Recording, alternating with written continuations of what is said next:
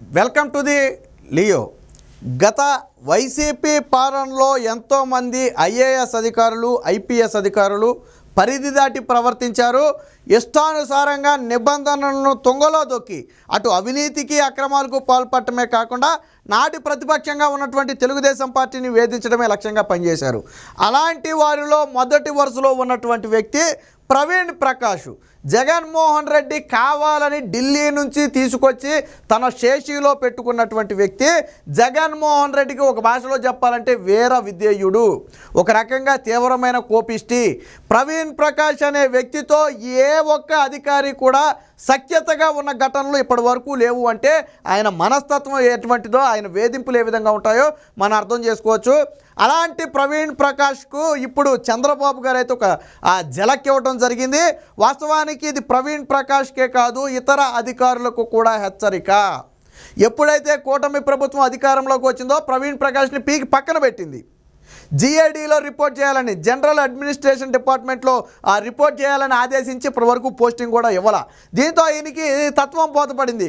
ఓహో, 5 ఏళ్లలో మనం చేసినటువంటి అవినీతి అరాచకాల మీద మన మీద విచారణలు జరుగుతాయి, ఖచ్చితంగా శిక్షణ అనుభవించాలా, మనకి పోస్టింగ్ రాదు, మరొక ఏబి వెంకటేశ్వరరావు లాగా మనం మారిపోతాం అని అర్థం చేసుకున్నటువంటి ప్రవీణ్ ప్రకాష్కి దాదాపుగా ఇంకా 7 ఏళ్ల దాకా సర్వీస్ ఉన్నట్టుంది. 6 ఏళ్ళు 7 ఏళ్ళు సర్వీస్ ఉంది.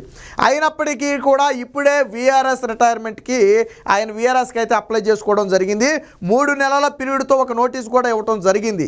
కానీ రాష్ట్ర ప్రభుత్వం వెనువెంటనే దీన్ని ఆమోదించేసింది. వాస్తవానికి 3 నెలల గడువు ఉంది, కానీ వెనువెంటనే రాష్ట్ర ప్రభుత్వం ఆమోదించింది. అంటే ఈ 3 నెలల్లో కూడా రాష్ట్ర ప్రభుత్వం ఎటువంటి పోస్టింగు కూడా ఇవ్వదు. నువ్వు వెళ్ళిపోతానంటే వెళ్ళిపో, ఎవరికి నష్టం, మాకేంటి నష్టం, 7 ఏళ్ల సర్వీస్ ఎవరికి ఉంది, ఆయనకే ఉంది, నువ్వు వెళ్ళిపోతానంటే వెళ్ళిపో, మాకేం నష్టం లేదు అని చెప్పి దానికి అనుమతిస్తూ రాష్ట్ర ప్రభుత్వం ఒక జీవోను కూడా నిన్న జారీ చేయడంతో ఇప్పుడు ఐపీఎస్ అధికారుల్లో ఒక తీవ్రమైన చర్చ లేచింది. సో ప్రవీణ్ ప్రకాష్ లాంటి వ్యక్తులకు సరైన శాస్త్రే జరిగిందని చెప్పి వాళ్ళు కూడా మనసులో అనుకునే పరిస్థితి. ఇంకా కొంతమంది ప్రభుత్వాలను బెదిరిద్దాం, లేకపోతే ఇతరులను బెదిరిద్దాం, లేకపోతే రకరకాల ఆలోచనలు ఉన్న వాళ్ళందరికీ ఇది హెచ్చరిక. ప్రభుత్వం ఎవడిని లెక్క చేయదు, ఎవడిని వదిలిపెట్టదు అని చెప్పి ఒక స్పష్టమైన హెచ్చరికనైతే పంపడం జరిగింది. గతంలో చంద్రబాబు గారిని కలిసే ప్రయత్నం కూడా చేస్తే చంద్రబాబు గారి ససేమిరా కలవటానికి ఒప్పుకోలే. గతంలో జగన్మోహన్ రెడ్డి తీసుకొచ్చి నెత్తిన పెట్టుకుని ఈ జిఏడి బాధ్యతల్ని అప్పగించడం జరిగింది. దాంతో సర్వం నేనే, ఇక నాకు ఎదురే లేదు అన్నట్టుగా వ్యవహరించడంతో పాటు సీనియర్ ఐఏఎస్ అధికారులను కానీ ఐపీఎస్ అధికారులని లెక్క చేయకుండా నువ్వెంత అన్న స్థాయికి ప్రవీణ్ ప్రకాష్ అయితే రావడం జరిగింది. గతంలో చీఫ్ సెక్రటరీగా ఉన్నటువంటి ఎల్వి సుబ్రహ్మణ్యాన్ని ఆయన్ని సిఎస్ నుంచి తొలగిస్తూ ఆ రోజు నోట్ ఇచ్చింది కూడా ఈయనే. జీవో జారీ చేసింది కూడా ఎవరయ్యా అంటే ఇచ్చింది కూడా ఎవరంటే ప్రవీణ్ ప్రకాషే. సో ఆ రోజుల్లో జగన్మోహన్ రెడ్డికి అంత తొత్తుగా వ్యవహరించాడు. తరువాత విద్యాశాఖకు కార్యదర్శిగా మారిన తర్వాత కూడా, విద్యాశాఖ ముఖ్య కార్యదర్శిగా మారిన తర్వాత అనేక అవకతవకలకు పాల్పడ్డాడు. ఇప్పుడు ప్రధానంగా ఈయన మెడకు చుట్టుకోబోయేది ఇదే. ఎందుకనంటే ఈయన ముఖ్య కార్యదర్శి అయిన తర్వాత బొత్స సత్యనారాయణకు అనుకూలంగా పనిచేశాడు, ఆయన చెప్పినట్టే చేశాడు అనేది ప్రధాన ఆరోపణ. ఏంటి అంటే దాదాపు 150 కోట్ల రూపాయలు విలువైనటువంటి చిక్కీల విషయంలో టెండర్లు పిలవకపోవడం కానివ్వండి, లేదా జగనన్న విద్యా కానుక విషయంలో 700-800 కోట్ల రూపాయల జగనన్న విద్యా కానుక విషయంలో నిబంధనలు పాటించకుండా, టెండర్లు పిలవకుండా, ఎటువంటి టెండర్లు కోట్ చేయకుండా పాత వాళ్ళకి ఇవ్వడంలో కానివ్వండి, బొత్స సత్యనారాయణకు అనుకూలమైన వారికి, వారికి కావాల్సిన వారికి ఈ టెండర్లన్నీ కట్టబెట్టడంలో కానివ్వండి, నాడు నేడు పనుల విషయంలో కానివ్వండి, ఇలా ఒక దాంట్లో కాదు 2 దాంట్లో కాదు అనేక అంశాలలో ప్రవీణ్ ప్రకాష్ చేతివాటం చూపించాడు, కోట్ల రూపాయలు దోచుకున్నాడు అనేది ప్రధాన ఆరోపణ. ఇందులో మంత్రి ప్రమేయం కూడా ఉంది. మంత్రి చెప్పినట్టుగానే ప్రవీణ్ ప్రకాష్ పనిచేశాడు, ఇద్దరూ కలిసి పంచుకున్నారు అనేది ఇప్పుడు తెర ముందున్నటువంటి వాదన. అది నిజమా కాదా అనేది భవిష్యత్తులో విచారణలో తేలుతుంది. ఇప్పుడు ప్రవీణ్ ప్రకాష్కి రిటైర్మెంట్కి అనుమతించినంత మాత్రాన ప్రవీణ్ ప్రకాష్ని రాష్ట్ర ప్రభుత్వం వదిలేలా, రేపొద్దున జరగబోయే అన్నిటికీ సిద్ధంగానే ఉండాలా. సో నువ్వు వెళ్ళిపోతానంటే వెళ్ళిపో, కానీ నిన్ను మాత్రం వదిలిపెట్టం. ఇప్పుడు రాష్ట్ర ప్రభుత్వం చెప్పాలనుకుంది అదే, నువ్వు వెళ్ళిపోతానంటే వెళ్ళిపో, కానీ నిన్ను మాత్రం వదిలిపెట్టం. అనేక అంశాలకు సంబంధించి ముఖ్యంగా ఉపాధ్యాయులను అడిగి చూడండి. రాష్ట్రంలో ఒకసారి ప్రవీణ్ ప్రకాష్ పేరు చెప్తే మొదటగా రెస్పాండ్ అయ్యేది ఉపాధ్యాయులే. ఒకసారి ఉపాధ్యాయులను అడిగి చూడండి ఎంత తీవ్రంగా వేధించాడంటే, కొన్ని పాఠశాలలకు వెళ్ళి, సరే పాఠశాలలో లోటుపాట్లు ఉండొచ్చు కాదని నేను అన్నాను, వెళ్ళి విద్యార్థుల ముందే ఉపాధ్యాయులను తిట్టడం, గద్దించడం, ఉపాధ్యాయులను బెదిరించడం. ఇక విద్యార్థుల ముందు ఉపాధ్యాయులకు విలువే ఉంటుంది. నువ్వు అధికారి అయి ఉండొచ్చు, వాస్తవానికి ఇలాంటి విషయాలు 4 గోడల మధ్య జరగాల, లేదా నువ్వు నోటీసుల రూపంలో ఏదైనా చెప్పొచ్చు. అసాధారణంగా వాళ్ళ ముందే మేము సస్పెండ్ చేసామని చెప్పటం, మేము డిపార్ట్ చేస్తామని హెచ్చరించడం, లేకపోతే షోకాజ్ నోటీసులు జారీ చేయటం, దేనికి కూడా ఫండమెంటల్ రీజన్ ఉండేది కాదు. ఆయనకి ఏది చేయాలనిపిస్తే సెకండ్లో అది చేయటమే. ఉపాధ్యాయులు వాళ్ళు గురువులు, మనకు కూడా గురువులతో సమానం అనే కనీస ఇంగిత జ్ఞానం ఏ రోజు లేదు. మరి ఈయన కూడా ఒక టీచర్ దగ్గరే చదువుకుని వచ్చాడన్న సంగతి మర్చిపోయి ఉంటాడు.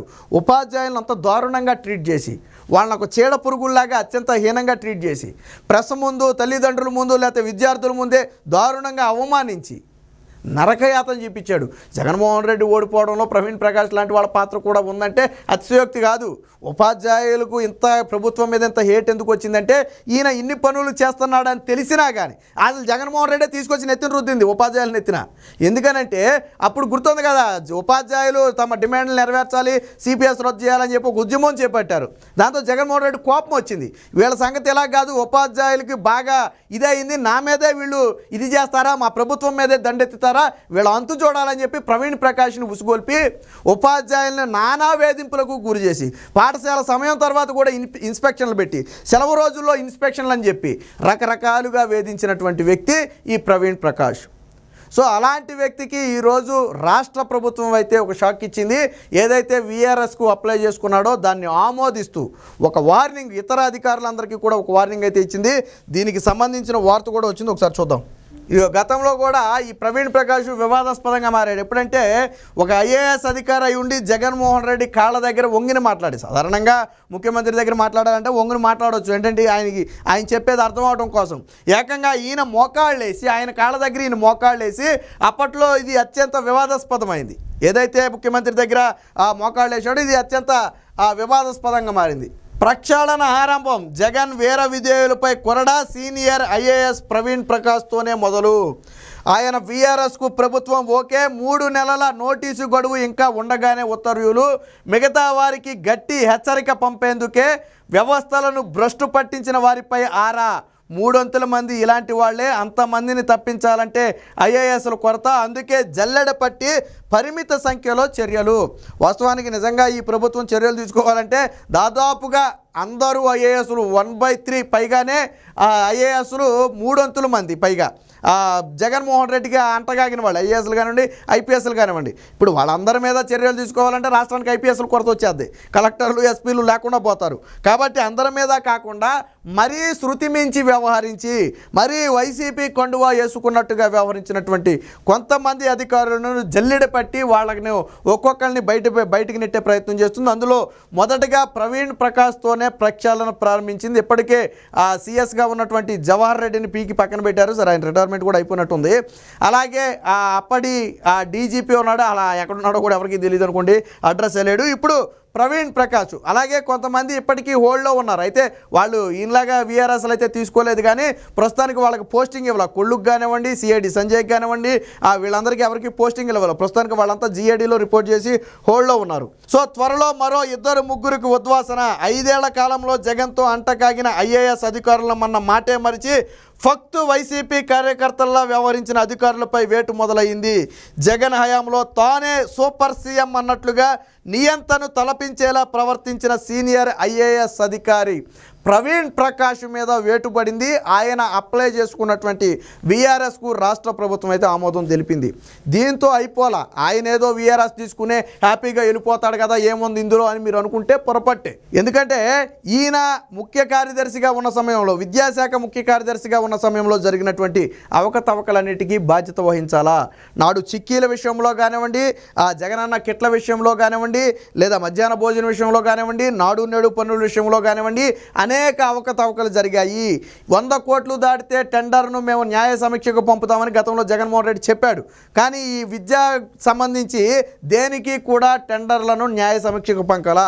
పైగా దీన్ని ముక్కలుగా చేసి, ఒకే టెండర్ అయితే ఎక్కువగా కనపడదని బూట్లు ఒకరికి, డ్రెస్ ఒకరికి, బ్యాగులు ఒకరికి, బెల్టులు ఒకరికి, ఇలా మొత్తంగా ముక్కల కింద చేసి ముక్కలుగా చూపించి దేన్ని కూడా 100 కోట్లు దాటకుండా చేశారు.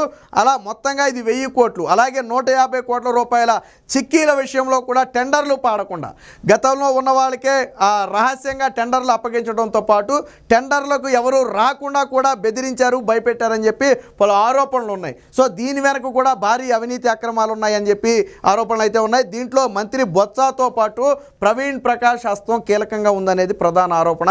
సో వీటన్నిటిపైన భవిష్యత్తులో విచారణ జరుగుద్ది. ఆ విచారణ సమయంలో గన అవినీతి అక్రమాలు బయటపడితే ఖచ్చితంగా ప్రవీణ్ ప్రకాష్ ఆ చర్యలకు కూడా సిద్ధంగా ఉండాలి.